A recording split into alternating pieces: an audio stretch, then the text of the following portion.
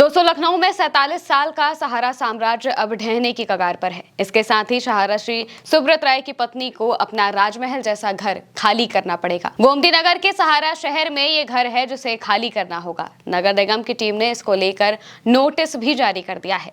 सहारा के मालिक सुब्रत राय, जिनका एक समय पर सिक्का चलता था, अब उनका साम्राज्य धीरे धीरे बिखरता जा रहा है। आखिर इसके पीछे की वजह क्या है? क्यों सपना राय को अपना घर छोड़ना पड़ेगा, समझेंगे इस वीडियो में। दोस्तों, एक समय पर देश के जाने माने बिजनेसमैन की लिस्ट में शुमार रहे सुब्रत राय के परिवार की मुश्किलें अब लगातार बढ़ती जा रही हैं। एक रिपोर्ट के मुताबिक गोमती नगर के विपुल खंड क्षेत्र में करीब 170 एकड़ भूमि पर सहारा शहर के निर्माण का प्रस्ताव रखा गया था। नगर निगम ने 1994 से 95 में मुलायम सिंह यादव की सरकार के समय सहारा को 170 एकड़ जमीन लीज पर दी थी, जिसमें से 130 एकड़ जमीन लाइसेंस डीड के तहत आवासीय और व्यावसायिक परियोजनाओं के लिए थी। लेकिन सहारा समूह ने नियमों का उल्लंघन करते हुए यहां लग्जरी बंगले, ऑडिटोरियम, स्टेडियम और हेलीपैड जैसी सुविधाएं बना ली। इसको लेकर शर्त रखी गई थी कि इस जगह पर आवासीय कॉलोनियां बनी जाएंगी। इसमें लगभग 40 एकड़ क्षेत्र में ग्रीन जोन के रूप में भी सुरक्षित रखा जाएगा। बताया जा रहा है कि कंपनी ने इन शर्तों का पालन नहीं किया। इसके चलते नगर निगम ने साल 1997 में ही लाइसेंस डीड रद्द कर दी थी। साथ ही सहारा कंपनी को नोटिस भी जारी कर दिया था। ये पूरा मामला काफी समय तक कोर्ट में भी चलता रहा।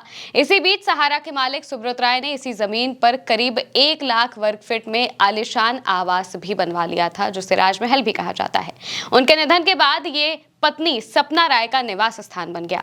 अब नगर निगम ने इस संपत्ति पर ही कार्रवाई तेज कर दी है। बताया जा रहा है कि 11 सितंबर को नगर निगम की ओर से नोटिस जारी किया गया था। बीते शनिवार को टीम ने सहारा शहर की जमीन पर कब्जा लेकर बोर्ड भी लगा दिया। इस पूरे मामले में नगर निगम के अधिकारियों ने सख्त रुख अपना रखा है। नगर निगम का कहना है कि अगर सपना राय ने खुद घर खाली नहीं किया तो उसे सील कर दिया जाएगा। सपना राय को घर खाली करने के लिए नोटिस पहले ही भेजी जा चुकी है, इसलिए दोबारा नोटिस भेजने की कोई जरूरत नहीं है।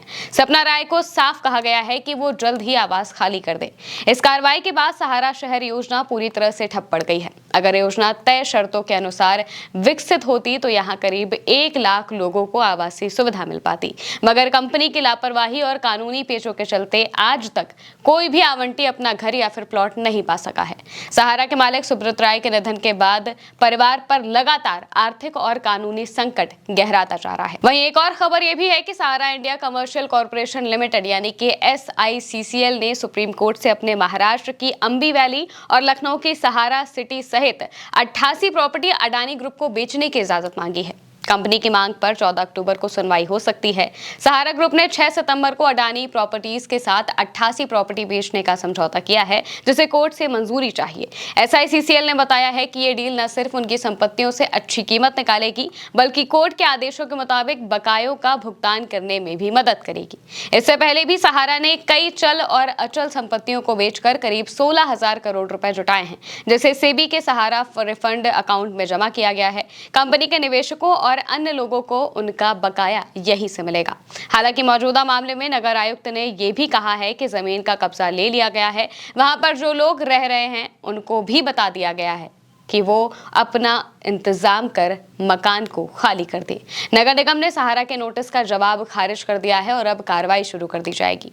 सीलिंग की कार्रवाई के दौरान सहारा शहर के सभी गेट सील कर दिए जाएंगे। फिलहाल परिसर में रह रहे कर्मचारियों, सुरक्षा गार्डों और केयर टेकर को बाहर निकाला जाएगा। केवल एक गेट आवाजाही के लिए खुला रहेगा, जिसे बाद में बंद कर दिया जाएगा। इसके बाद नगर निगम पूरे परिसर को अपने कब्जे में लेकर अपनी सुरक्षा तैनात करेगा। यानी कि अब सुब्रत राय की पत्नी बेघर हो जाएंगी, उन्हें कोई दूसरा ठिकाना ढूंढना होगा और सहारा का बरसों पुराना साम्राज्य धाराशाही हो जाएगा। जो भी अपडेट सामने आएंगे इस खबर को लेकर हम आप तक जरूर पहुंचाएंगे। फिलहाल के लिए मेरे साथ इस खबर में इतना ही। नमस्कार।